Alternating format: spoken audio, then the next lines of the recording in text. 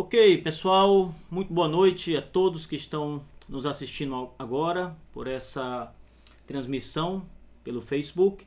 Hoje a nossa segunda interativa do CHTB. Tauan acabou de me dar aqui uma sugestão para intitular CHTB Responde. Então a gente vai realmente responder algumas perguntas hoje. A maioria delas são dos nossos alunos, mas eu tenho certeza que vai ajudar todos vocês que estão em casa a tirar também algumas dúvidas.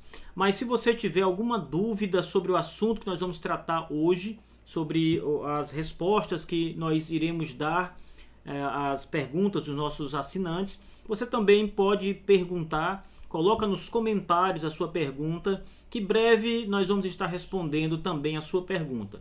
Essa transmissão ela é aberta ao público, então não apenas os alunos do CHTB têm acesso, mas qualquer pessoa que estiver conectada com a página do CHTB Marcos Paixão vai poder assistir, participar dessa transmissão, deixar sua pergunta, curtir, compartilhar o nosso vídeo. Isso é muito importante para nós, que você compartilhe esse vídeo com seus amigos, na sua página do Facebook, na sua conta no Facebook. Antes de começarmos as nossas aulas, a nossa transmissão, a nossa resposta de hoje, eu quero apresentar para vocês aqui o livro que nós estamos trabalhando na nossa aula das quartas-feiras. Então, se você pretende assinar o CHTB, ser um assinante, ser um aluno do nosso curso, nós estamos trabalhando agora mesmo este livro do Pascal Danot. O tema do módulo que estamos trabalhando é Teologia Pactual dos Batistas. E nestas aulas nós estamos discutindo a visão batista sobre o pacto, tratando das questões sobre aliança. Já fizemos 2 aulas sobre esse conteúdo. Estamos atualmente estudando sobre o pacto de obras numa perspectiva batista, claro. E se você tem interesse em aprender e se aprofundar mais sobre esse conteúdo, essa é uma grande oportunidade. Lembrando que se você assinar o curso hoje, você tem acesso a todo o conteúdo que nós já apresentamos aqui no CHTB Marcos Paixão. Você não vai começar a partir de agora. O material que nós já produzimos, por exemplo, desde a primeira aula sobre a teologia pactual batista, você vai ter acesso a todo o conteúdo, vai poder assistir às aulas anteriores, vai poder assistir os módulos anteriores, história dos batistas no Brasil, origem dos batistas. Estudamos sobre as confissões de fé, sobre as perseguições. Então é um conjunto muito grande de conteúdo. Nós já temos muitas horas filmadas, gravadas em videoaulas, e esse conteúdo todo integralmente vai estar à sua disposição se você assinar o CHTB Marcos Paixão. Para assinar o nosso curso é muito fácil, é muito simples. Você precisa apenas fazer um depósito ou transferência bancária para uma de nossas contas e enviar o comprovante via WhatsApp, o WhatsApp do nosso curso mesmo. E a partir desse momento que você efetua o pagamento, nos envia o comprovante, você já passa a ser um assinante do CHTB, você já é direcionado para a plataforma de alunos do nosso curso e vai poder ter acesso a esse conteúdo maravilhoso sobre a história dos batistas. Eu deixo um abraço muito grande para as pessoas que estão nos assistindo e que são alunos nossos fora do Brasil. Um abraço muito especial para o site Imagem Bautista. Este site é chileno e ele tem legendado os vídeos do YouTube do nosso canal aqui do CHTB Marcos Paixão, com trechos de nossas aulas, e tem disponibilizado isso para os batistas chilenos. Aliás, todos aqueles de língua espanhola que podem falar o espanhol têm acesso ao conteúdo do CHTB Marcos Paixão, que está no YouTube, aí legendado para quem fala espanhol. Também não podendo esquecer dos nossos queridos alunos que estão em outros países da América do Sul também, como Peru, também Paraguai, também alunos que estão longe do Brasil, no Japão, temos aluno no Japão também, fica o nosso abraço especial. Aluno na Inglaterra, um grande abraço para você que nos acompanha da Inglaterra, é aluno do CHTB, são brasileiros que estão em outras partes do mundo, mas estão se aprofundando conosco aqui no CHTB sobre a história e a teologia dos batistas. Fica o nosso abraço e para todos os nossos alunos e assinantes que estão espalhados pelo Brasil, por quase todos os estados brasileiros. Nós temos aluno em quase todos os estados do Brasil. Fica o nosso abraço muito carinhoso para você que nos assiste todas as quartas-feiras, agora também todas as segundas-feiras, aberto para as pessoas que não assinam o curso, mas que vão ter a oportunidade de participar, interagir conosco, perguntando e, além de perguntar, poder aprender com as respostas, né? E as perguntas dos nossos assinantes que vamos estar respondendo. Hoje eu tenho algumas perguntas importantes para responder a alguns alunos, alguns assinantes do nosso curso. Quero começar com o Márcio Gleison, ali do estado do Maranhão, vizinho Maranhão. O Márcio Gleison fez duas perguntas. Vamos começar. A primeira diz o seguinte, ele pergunta: boa noite, pastor. Queria saber quais são os pontos doutrinários divergentes entre a declaração de fé da Convenção Batista Brasileira, a declaração doutrinária da CBB, e as Confissões Batistas Reformadas de 1644, 1689 e a de New Hampshire. Muito boa pergunta do Márcio Gleison. Obrigado pela pergunta, Márcio. E ele pergunta em quais pontos doutrinários há divergência entre a declaração doutrinária da CBB e essas confissões reformadas, a de 44, a de 1689, e ele inclui ainda a confissão de New Hampshire, que já é uma confissão que está entre a confissão de 1689 e a declaração doutrinária, é uma confissão do século XIX, de 1833, publicada na década de 50 do ano de 1800. Então, quais são os pontos doutrinários que divergem dessas três confissões para a declaração doutrinária da CBB? Bom, existem algumas divergências importantes, não são tantas, inclusive é muito importante começar frisando que, de um modo geral, de um modo bem geral, estas quatro confissões de fé, incluindo a atual da CBB, que é uma coisa que poucas pessoas sabem, na verdade, e o motivo de que poucas pessoas sabem disso é porque poucas pessoas no meio batista contemporâneo têm estudado a declaração doutrinária da CBB. Hoje a declaração doutrinária da CBB ela serve muito mais como um documento que não é estudado, que está ali, que precisa ser subscrito pelos os filiados, mas que infelizmente não é estudado, né? Ou seja, quase não é estudado no meio batista atual. Inclusive, muitas críticas elas surgem contra aqueles que estudam essa declaração doutrinária da CBB. Então, de um modo geral, essas quatro confissões elas caminham juntas. A doutrina que está em 1644, 1689, New Hampshire e na declaração doutrinária da CBB são doutrinas que estão juntas. Claro que há divergências, eu vou tratar disso agora mesmo, mas é importante começar frisando que há muita coisa igual e parecida com as declarações. Uma diferença é que a declaração da CBB ela é uma declaração mais curta do que as declarações reformadas.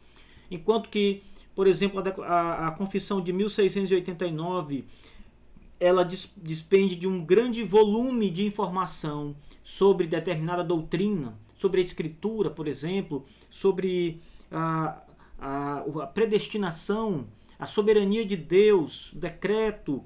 Esta confissão da CBB, ela passa muito rapidamente por esses assuntos. Ela não deixa de tratar esses pontos, mas ela trata de maneira muito rápida, diferente das confissões antigas que abordam essas questões com muita ênfase e com muitos detalhes, o que, claro, nos ajuda a tirar qualquer dúvida que possa haver na doutrina, né?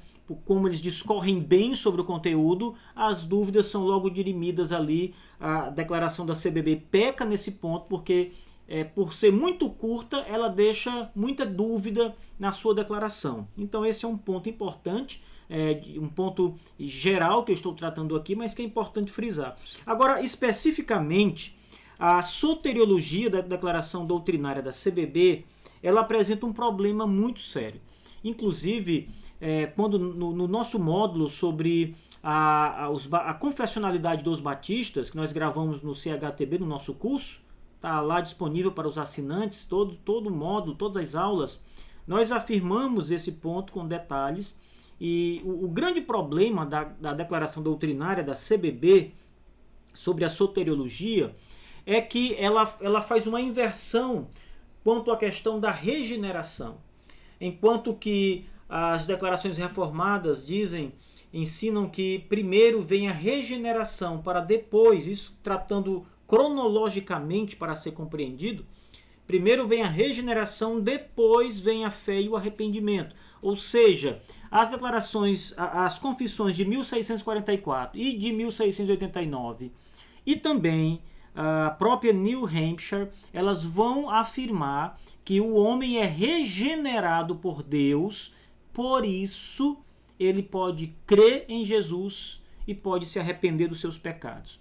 Por ser uma nova criatura, por ser um homem novo, por ser um homem transformado pelo Espírito Santo de Deus, ele agora, nesse novo estado, esse novo ser, essa nova criatura, ela pode confessar a Cristo como Senhor e Salvador.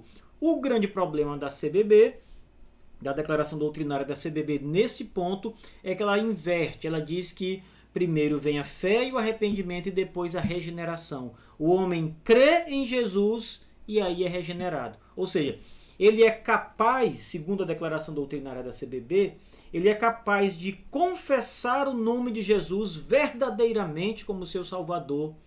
E então, depois de crente, ele é regenerado. Não faz sentido, obviamente, que essa afirmação, Márcio Gleison, ela não faz sentido. Essa afirmação da CBB. As afirmações das confissões mais antigas, elas estão corretas, teologicamente corretas, mas a afirmação que a CBB apresenta, ela traz um problema teológico e precisa ser corrigida.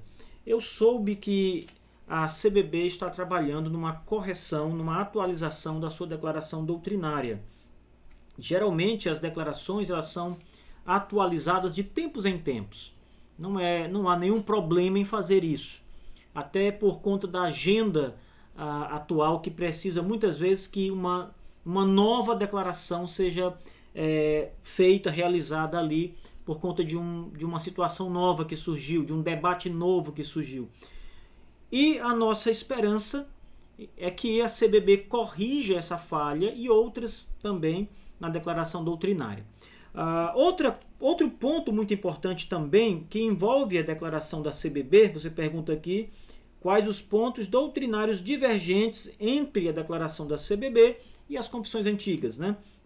Então, outro ponto importante é que nenhuma confissão batista reformada, 44, 89, 1644, 1689, nenhuma dessas confissões vai afirmar que o homem tem livre-arbítrio.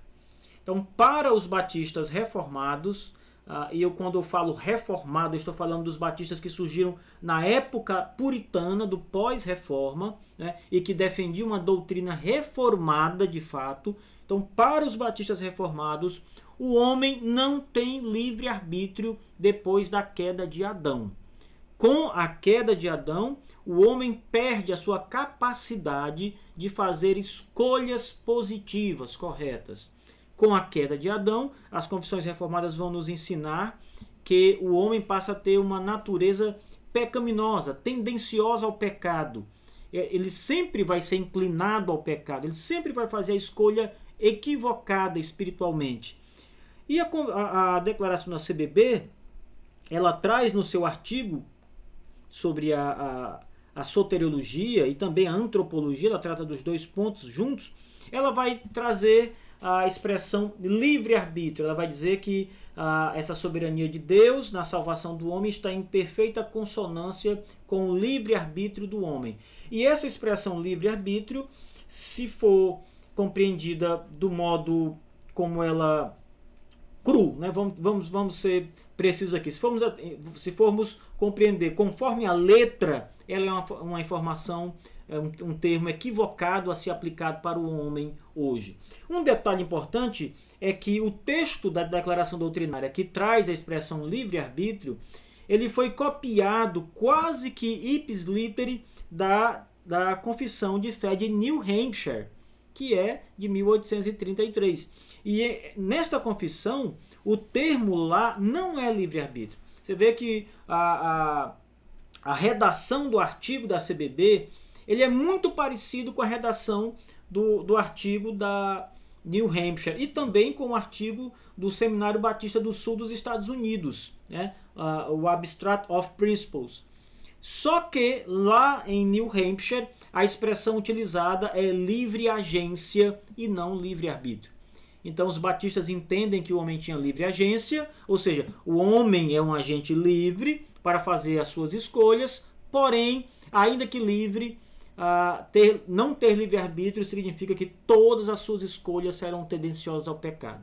Embora ele escolha livremente o pecado, ele sempre é tendencioso a escolher o pecado. Essa é a grande questão e é um dos pontos divergentes entre a declaração doutrinária da CBB e a declaração e as outras confissões batistas, tanto as reformadas como a de New Hampshire.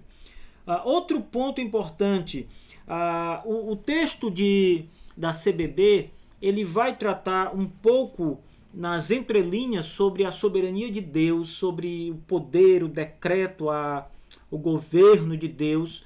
A New Hampshire também traz isso nas entrelinhas, porém, quem trata desse ponto realmente com ênfase, com detalhes, são as confissões antigas, especialmente a Confissão de Fé de 1689, essa daqui. Essa confissão de fé é a confissão de fé considerada pai de todas as confissões de fé. Essa confissão é a principal confissão de fé da história batista mundial, a Confissão de Fé Batista de 1689. Esta confissão trata da questão dos decretos de Deus de forma muito aprofundada, enquanto que tanto a declaração doutrinária da CBB quanto New Hampshire não vão tratar de forma tão profunda essas questões. Sobre predestinação e presciência, a declaração doutrinária também traz aí uma construção que pode levar ao erro. Na verdade, a construção, a redação do texto da CBB está correto. Ela diz que a predestinação e a eleição é segundo a presciência de Deus. O apóstolo Pedro diz isso, então está correta a posição da CBB em afirmar isso. O problema é que, como o texto é curto e não há uma explicação maior, não há mais detalhes para que se compreenda o artigo de uma forma mais correta, profunda, isso tem levado muitas pessoas a pensarem que Deus elegeu tal pessoa porque em sua presciência ele sabia que tal pessoa iria buscá-lo primeiro. Então é aquela coisa, Deus escolheu a mim porque ele sabia, ele viu o futuro e viu que eu o buscaria, então ele foi lá e me elegeu. Isso não é eleição, coisa nenhuma, não é escolha de Deus, é escolha do homem. Portanto, não é isso que a Escritura fala ou ensina sobre predestinação e presciência. As confissões antigas, ao tratar dessa doutrina, elas vão ser muito precisas em mostrar que essa eleição e essa predestinação, ela depende da soberania de Deus. A eleição é incondicional. Deus elegeu as pessoas que ele quis salvar, baseado não nas obras dessas pessoas, mas apenas na sua vontade soberana. Não tem nada a ver com obras que ele viu, com ações futuras, porque ele viu que você o buscaria. Não, você nunca buscaria a Deus. Se você é um crente em Cristo, você jamais buscaria a Deus se Deus primeiro não fosse mudar o seu coração. Nunca você iria buscar o Senhor se primeiro Deus não buscasse você nas trevas do seu próprio pecado, na miséria que sua alma se encontrava, se Deus não quebrasse os grilhões de ferro espirituais que lhe amarravam a Satanás e ao pecado. Nunca você poderia olhar para Deus. Então você não escolhe Deus para que Deus escolha você. Isso é uma heresia, na verdade, é uma distorção da realidade. Você, num ditado popular, colocar o carro na frente dos bois. Não é isso que acontece. Deus soberanamente escolhe e transforma você para que você possa então olhar para Deus, amá-lo e desejá-lo e viver seguindo sua palavra, obedecendo sua palavra. Se Deus não agir primeiro, você nunca agirá em favor de Deus. Você nunca buscará a Deus. Então, embora esse texto da Declaração Doutrinária da CBB esteja correto, ele precisa ser remodelado para ter mais clareza. Algumas pessoas, inclusive, têm comentado essa declaração da CBB e a questão ela é tão dúbia que esse texto pode ser defendido por calvinistas e por arminianos, por conta da dubiedade, né? Porque o texto não é claro, não é específico. Os arminianos vão defender uma eleição baseado na presciência de Deus nas ações futuras do homem.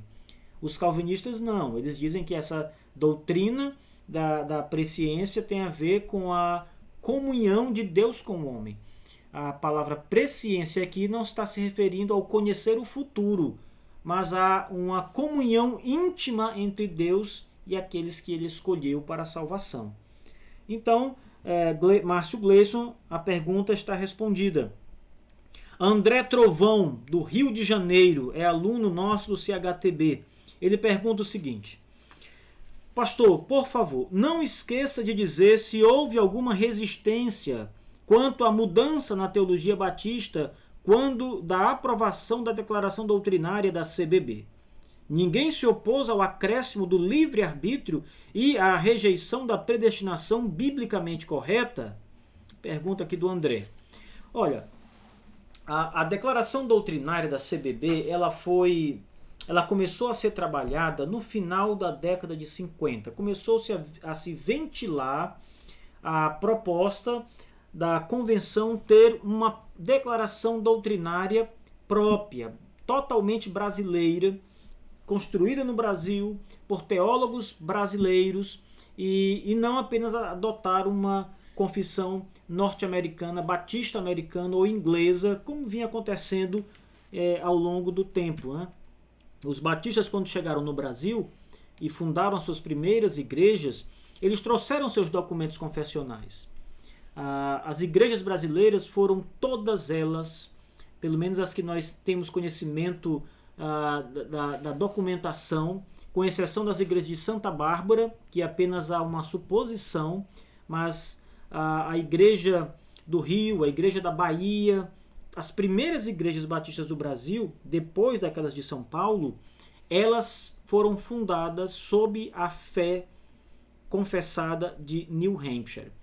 Então os pastores, ali o missionário William Begbie, ele fundou a igreja e os artigos de fé que a igreja confessava como sendo a fiel interpretação da Bíblia era geralmente, aliás, sempre a confissão de fé de New Hampshire. Essa é a confissão adotada no Brasil até a mudança para a declaração doutrinária, que passou a ser adotada oficialmente em 1986. Os batistas passaram mais de 100 anos, mais de um século, adotando uma confissão de fé calvinista, a confissão de New Hampshire, e só em 1986 foi aprovada a declaração doutrinária da CBB, que também é considerada uma declaração calvinista por muita gente, né? Alguns pela dubiedade, o tamanho muito pequeno. Ela é considerada por alguns calvinistas e é considerada por outras uma declaração arminiana. Então há essa luta aí entre os teólogos batistas do Brasil. Ela é, na verdade, muito mais calvinista do que arminiana. Essa é a verdade pela letra que está lá. Então, quando começou-se a se ventilar essa ideia de uma declaração nacional brasileira dos batistas, o que aconteceu? A base para se formar essa declaração doutrinária da CBB atual foi a Confissão de Fé de New Hampshire, que já é utilizada no Brasil, e um outro documento chamado o Abstract of Principles, resumo dos princípios. Então esses dois documentos foram a base para a formação da Declaração Doutrinária da CBB. E também, antes que esqueça, a própria Confissão Americana Mensagem e Fé Batista, de 1925 e 63, onde houve uma atualização. Então esses textos foram usados pelos batistas no Brasil para formar sua própria declaração doutrinária. É por isso que há muitas partes da redação são iguais a essas confissões mais antigas. Não é uma declaração própria, né? Declarações novas, textos novos. São textos que foram compilados, alguns fundidos para que formassem um só artigo de fé, mas eles vieram de outras confissões que os batistas utilizaram. Então, devido a isso, a alteração teológica, André, não foi tão grande. Pelo menos aqueles teólogos ali não viam uma grande alteração teológica. Segundo, quanto à questão do livre-arbítrio, que você pergunta, se não houve resistência, na concepção de muitos teólogos batistas naquele momento, a palavra livre-arbítrio e livre-agência, elas tinham, na concepção deles, ideias, elas eram termos sinônimos, então tinham a mesma ideia. Ou seja, com livre-arbítrio, os batistas estavam dizendo aqui que o homem possui livre-agência. Então, como o termo livre-arbítrio era mais utilizado, era mais comum, mais fácil, eles trocaram livre-agência por livre-arbítrio, mas a concepção é que livre-arbítrio era o equivalente a livre-agência. Por ser um termo muito teológico, mas pouco conhecido, optou-se por livre-arbítrio, que era um termo mais comum e mais utilizado aqui no Brasil. Então, para os teólogos que formaram a declaração doutrinária, livre-arbítrio era equivalente a livre-agência. Hoje, claro, esse termo tem novas dimensões, ele tem um significado novo, que não era o mesmo daqueles que escreveram a declaração doutrinária. Então, por isso, não houve tanta oposição. As atas da convenção, onde sempre era trazido e analisado essa documentação, elas não apontam grandes discussões com relação à doutrina. Então, me parece que foi aceito livremente essa declaração doutrinária quando ela foi produzida. Então, não houve tanta discussão, não. Houve discussões durante, mas discussões dentro de uma normalidade, mas não houve embate que causasse algum tipo de tumulto ou de tensão maior entre aqueles que estavam ali debatendo a declaração doutrinária da CBB. Bom, o Márcio Gleison, como eu disse, fez duas perguntas. A segunda pergunta dele é o seguinte: tem como os batistas de linha reformada dialogarem com a declaração doutrinária da CBB? Bom, os batistas de linha reformada, eles preferem a Confissão de 1689, por muitas questões. Primeiro, por ser o texto principal, histórico dos batistas, o texto que foi utilizado logo ali nos primeiros anos dos batistas, no primeiro meio século da Igreja Batista, já se adotou essa Confissão de Fé de 1689. Era uma declaração padrão no período pós-reforma, no período puritano. Então eles não vão trocar, claro, essa confissão muito mais refinada, muito mais apurada teologicamente, pela declaração doutrinária da CBB, que é, como eu disse, mais curta e menos abrangente, e ainda tem alguns problemas graves de teologia, como nós vimos ali na primeira pergunta. Bom, mas há como dialogar? Há como dialogar, sim. Primeiro porque muitos artigos que estão ali na declaração da CBB são inclusive artigos de fé muito puritanos, muito fortemente de teologia puritana. Se você observar, por exemplo, o artigo da CBB que trata do Dia do Senhor, você vai ver que aquele artigo inclusive, ele é mais profundo do que o próprio artigo da Confissão de 1689. Ele aborda a questão de uma maneira muito mais dura. Eu duvido que alguma igreja batista da Convenção Brasileira adote ou subscreva e cumpra realmente o que está sendo ensinado na declaração doutrinária quanto ao Dia do Senhor. Não cumprem. Por quê? Porque é um artigo de fé muito puritano e a doutrina da CBB, ela não se baseia na declaração doutrinária. A declaração doutrinária é um documento oficial, mas que é pouco observado na prática pelas igrejas batistas da convenção. Esse é um fato.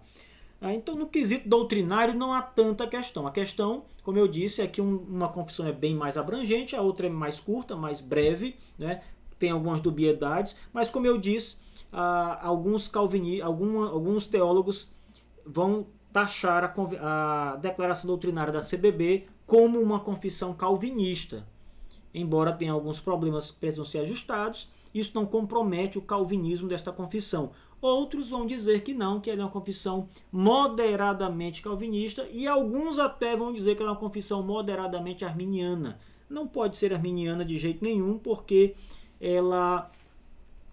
essa declaração doutrinária da CBB vai defender que o homem, uma vez crendo, ele não pode perder a sua salvação, ele não cai da graça, ele não deixa de ser salvo. E os arminianos vão dizer, os remonstrantes vão dizer que o homem pode cair do estado de graça e outra vez voltar a ser um perdido. Né? E a declaração doutrinária não vai por esse lado. A declaração da CBB, ela não vai por esse lado. Então, pode-se fazer um diálogo, claro, mas é um diálogo que vai ter as partes são muito diferentes.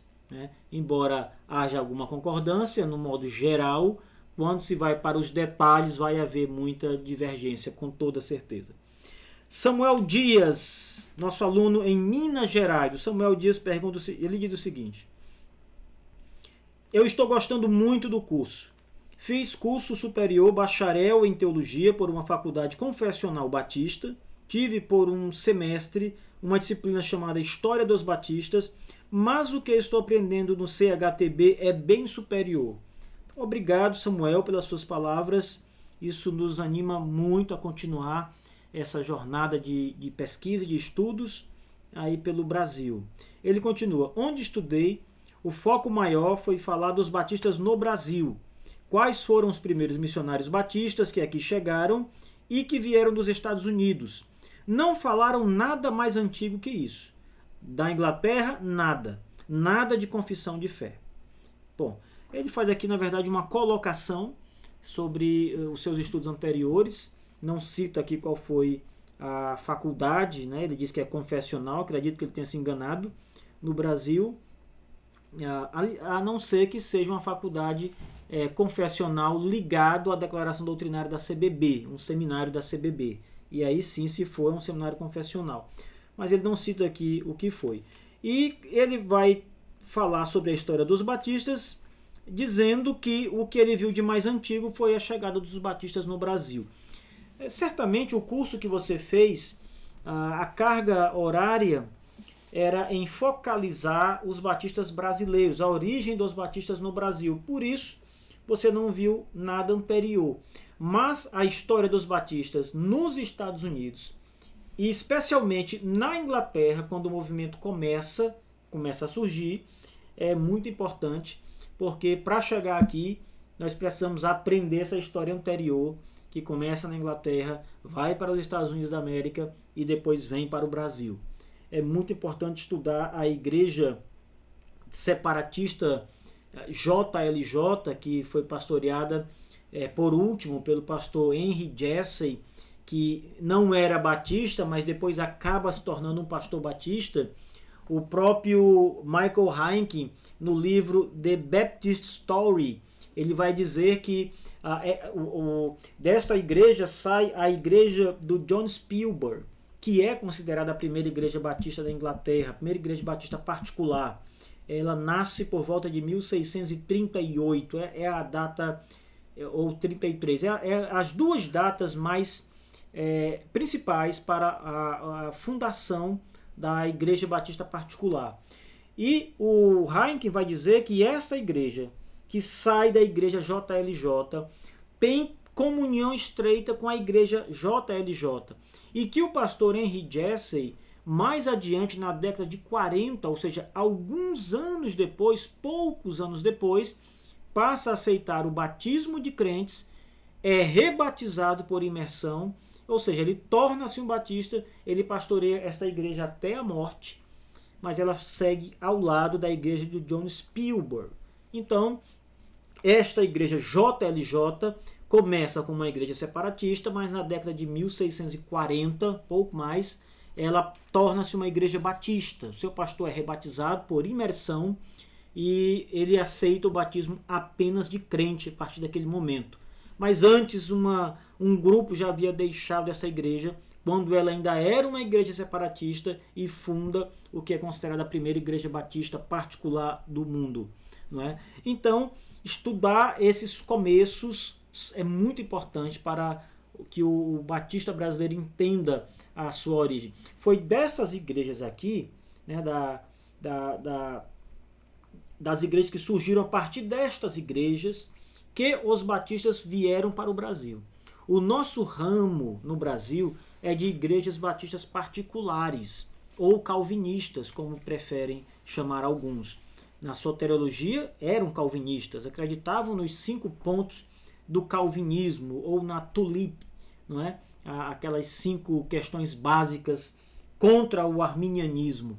Então toda a igreja batista brasileira tem origem nestas igrejas que vêm dos Estados Unidos e primeiramente da Inglaterra.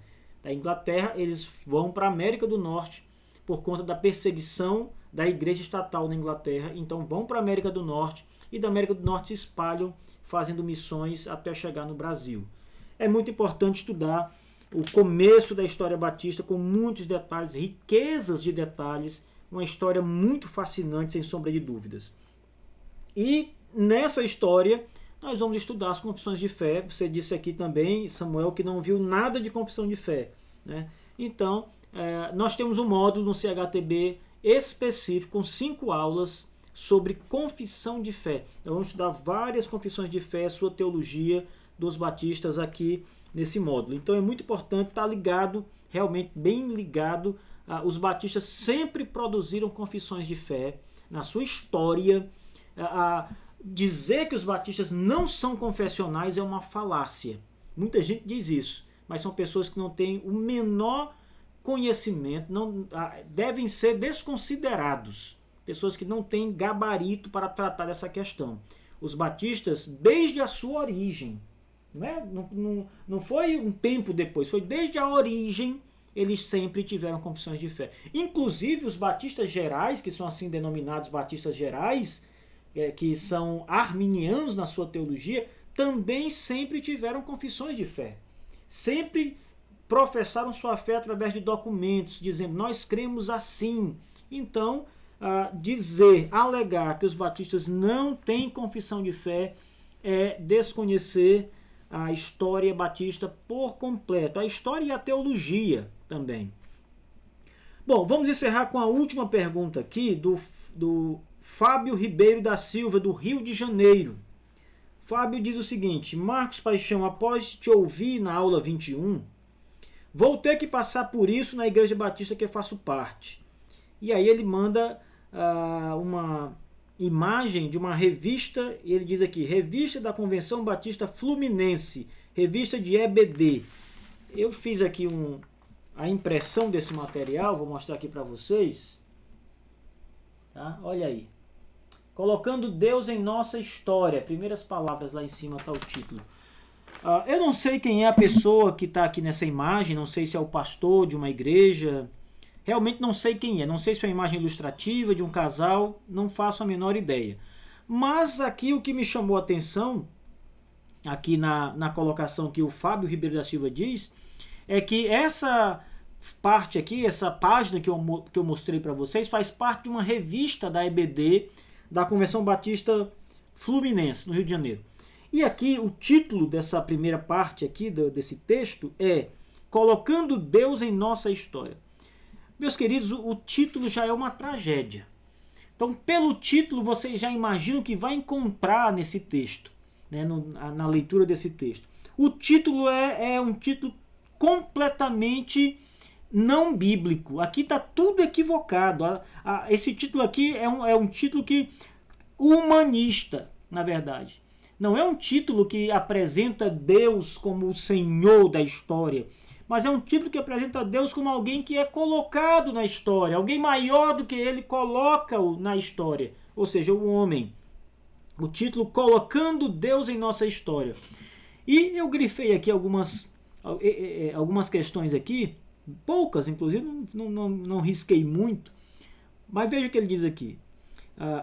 O autor diz o seguinte: mesmo sem entender muito bem, posso assegurar e reiterar o entendimento de que Deus revela o seu querer, e aí ele vai seguindo. Bom, mas o que me chama a atenção aqui é o autor dizer o seguinte: mesmo sem entender muito bem, ele já começa revelando aqui a sua ignorância sobre esse ponto, sobre essa questão que ele está tentando escrever, que ele escreve, na verdade, alguma coisa, mas não escreve segundo a Escritura, segundo a verdade da Bíblia.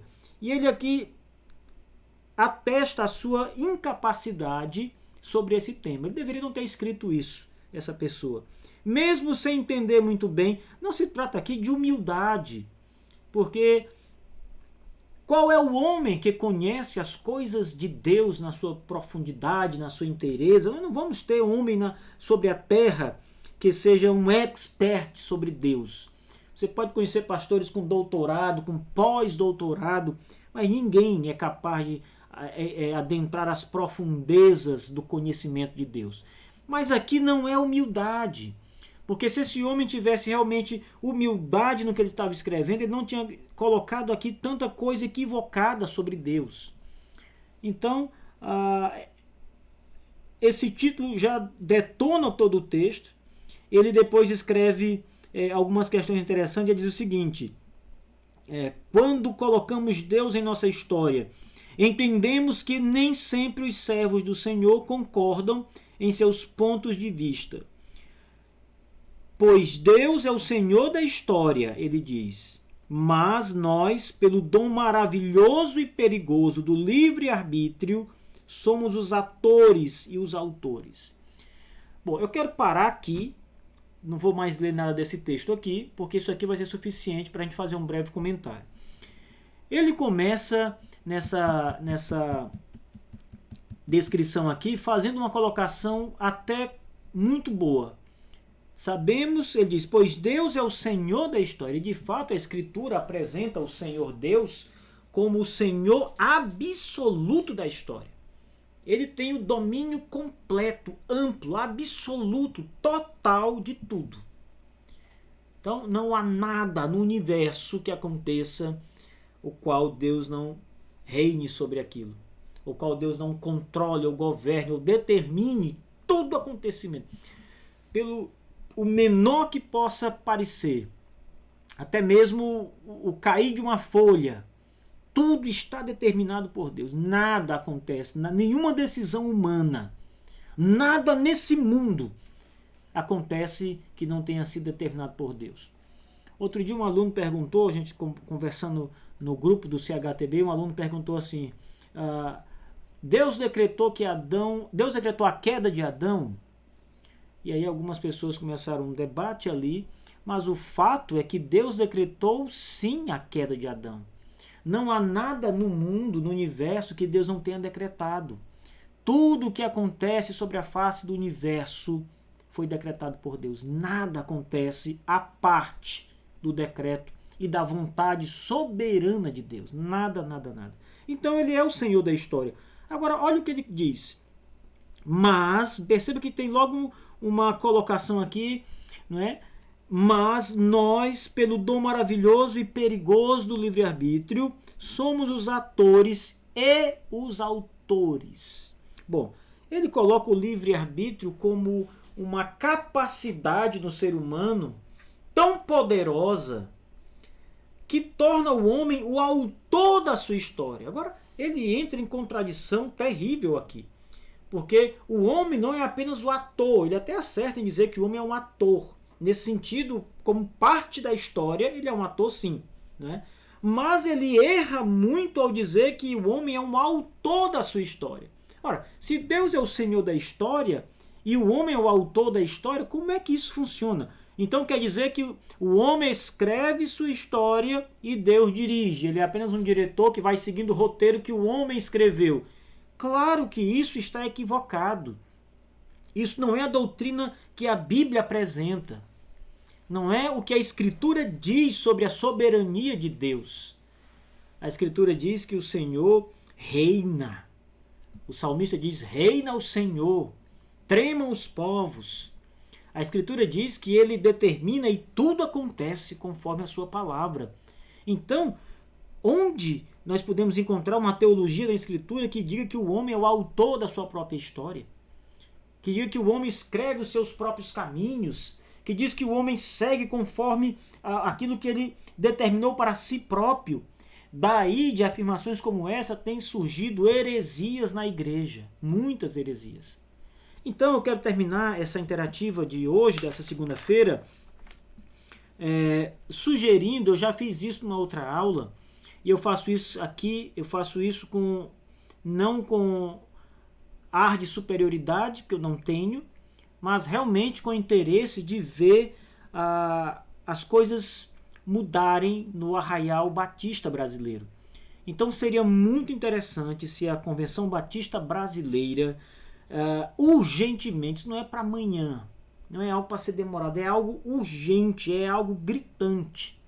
Se a Convenção Batista Brasileira, e isso também tem mais um detalhe, às custas da credibilidade da convenção, por conta de colocações como essa, de falhas no seu documento doutrinário, os batistas hoje estão sendo desacreditados por igrejas, denominações que têm mais profundidade teológica e têm inclusive rechaçado a posição batista com, muitas vezes, com coerência bíblica, por conta de problemas na sua teologia e de colocações como essa, dessa pessoa que eu não sei quem é, que escreveu isso. Mas é uma revista oficial da Convenção Batista do Fluminense, lá no Rio de Janeiro. Então é necessário urgentemente corrigir os textos da declaração doutrinária, a própria literatura que a Convenção Batista Brasileira produz precisa ser corrigida em caráter de urgência. Teólogos, a Convenção Batista sempre teve bons teólogos. Ela nunca passou um momento que não tenha pelo menos 1 ou 2 teólogos de peso, gente.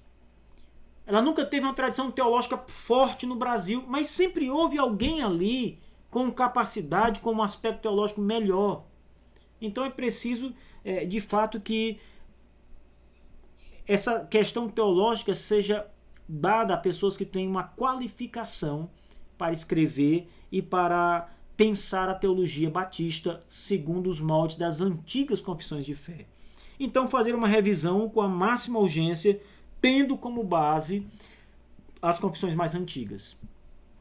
Bom, se eu fosse presidente da CBB, eu proporia ali em off, né, claro, que a nossa declaração doutrinária fosse revisada tendo como parâmetro as confissões de fé mais antigas, ou seja, a confissão de 1689, como um padrão, como observando que o nosso povo, os nossos pais, os primeiros batistas disseram quanto à doutrina. E mesmo que o texto não seja o mesmo, mas que a essência doutrinária seja a mesma. E é muito importante essa revisão. Bom, pessoal, mais uma vez quero convidá-los a assinar o CHTB.